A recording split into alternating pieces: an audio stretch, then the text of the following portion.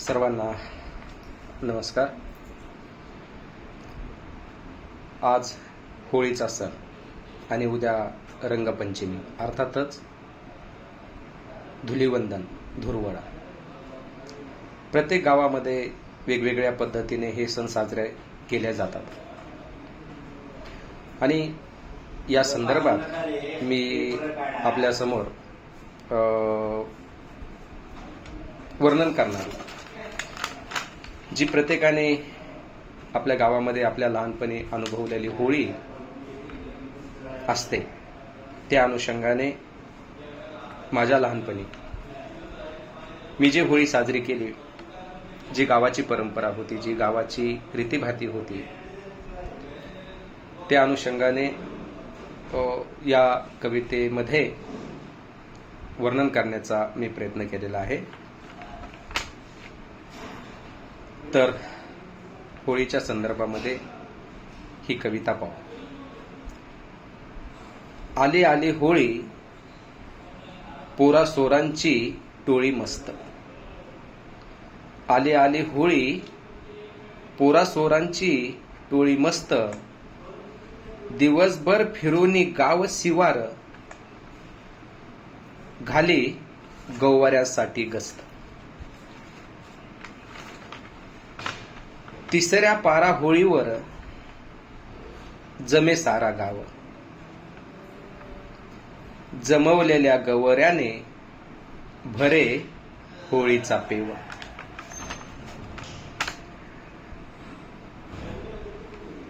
होळी पूजाया मान कुंभाराचा, होळी पूजाया मान कुंभाराचा। गावाची ही रीत, फेर धरून गावकरी, दावी संस्कृतीची रीत। आल्या आल्या सुवासिनी, आल्या आल्या सुवासिनी, होळी मायेला पूजते। पाच खड्याचं हे पूजन, कुंकू लावून जपते। लांब लचक काट्या, त्याला खोबऱ्याचे गोळे। पोरा सोरांचे हात, अन खाताना तोंड होई काळे। बोंब मारून सिनली, पोर घरी रमली। पुरणपोळीचं जेवण, खाऊन दमली। पहाटेची धावपळ, पहाटेची धावपळ। हाती टोपले थयली, होळी मायेची राख। देई धनधान्याची रास। धुळवडीची सुरुवात, रंगारंगाची उधळण। रागलोभ विसरून, घाली नव्या धाग्याची ही विणा।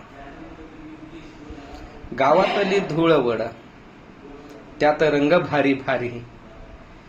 गावातील धुळवड, त्यात रंग भारी भारी। रोंगण, चिखल अन पाणी, याची मजा असे न्यारी। संपताचं रंग, पोर शेताच्या धुऱ्यावर। संपताचं रंग, पोर शेताच्या धुऱ्यावर।